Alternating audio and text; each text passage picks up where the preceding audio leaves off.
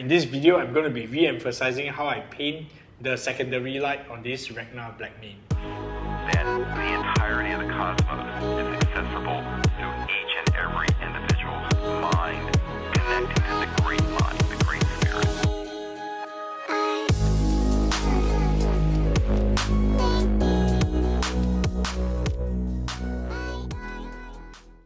Welcome to the channel, collectors. So in this video, I'll be making the orange light even stronger to showcase the secondary light on this Ragnar Blackmane. This video is part of a greater series where I talk about component by component on how I paint Ragnar Blackmane.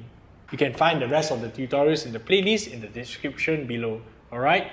So for this orange OSL technique, what I really want you guys to be focusing on is values. So if you guys want to know more about values, you can check out the video that I've made about values quite a while ago, and I still find it relevant and you should check that out before watching this video. So without further ado, let us begin. Alright, welcome. So we are going to use three colors: Vallejo Model Color Ivory, Chimera Yellow Oxide, and Vallejo Model Color Orange Brown. So first and foremost, with the orange brown, we're going to just start painting in big areas. This orange brown has been thinned down with just water. As you can see, I'm creating areas of highlight. At this stage, I don't recommend anybody go into details.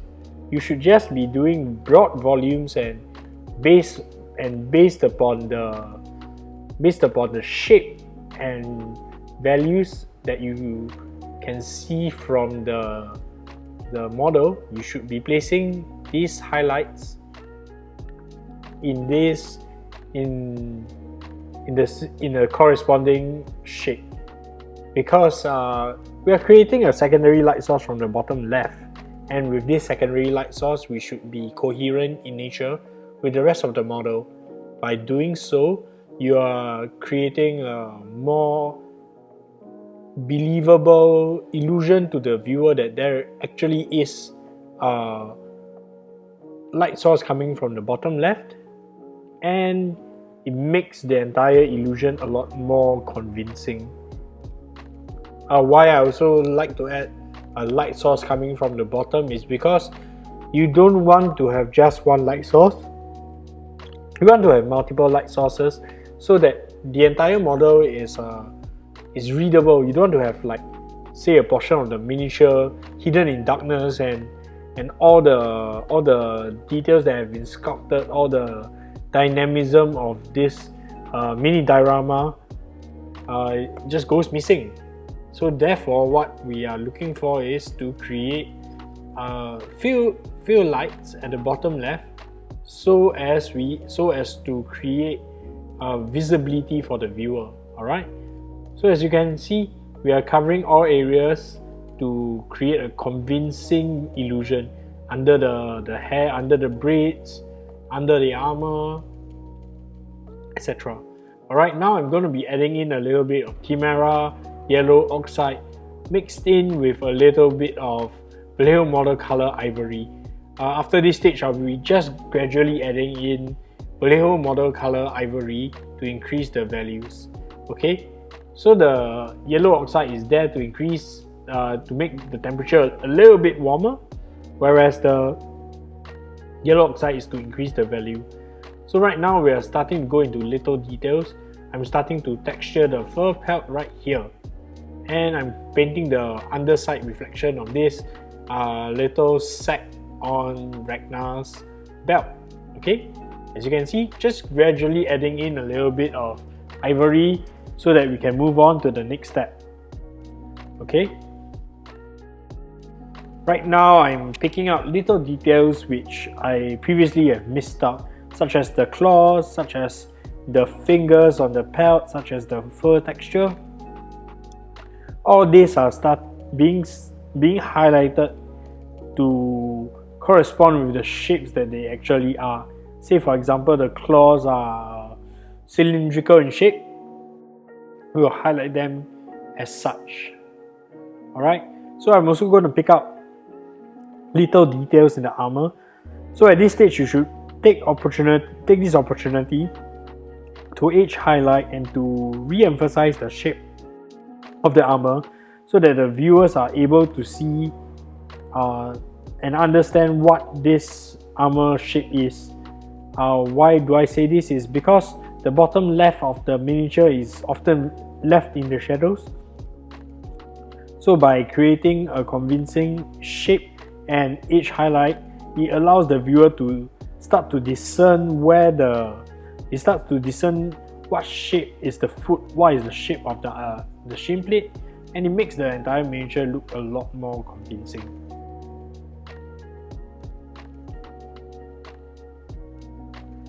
Alright, so I'm also going to paint in some details such as the leading leg, some of the edges there, on his crampons also, so that his crampons can be visible.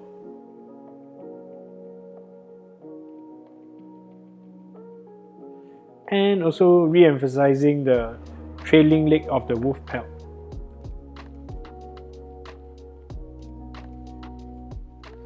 As you guys can see, at this stage of painting, not many different colors are used, just 3 different values.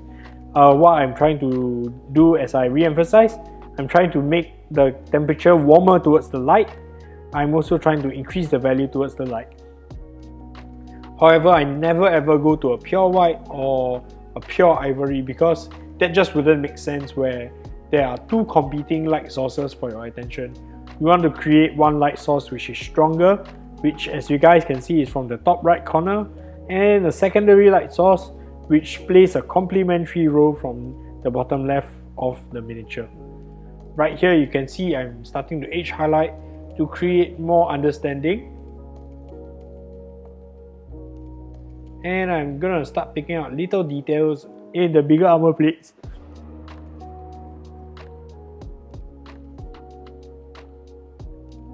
Okay.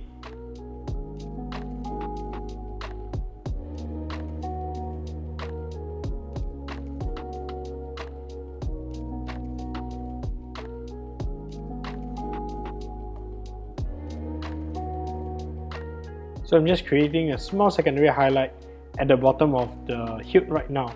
So these little secondary highlights that you add in, just remember every little bit of detail you invest in convincing the viewer that there is a light source, it will definitely pay back. As long as every detail that you are committed to add in is coherent to the lighting, you will just add more and more you just be more and more convincing. I'm also highlighting the little tips of the fingers so that we can create more readability of the hand. The hand is a very vital component on this miniature, and you want to make sure that the hand has visible finger and finger joints, not just a lump of unperceivable paint.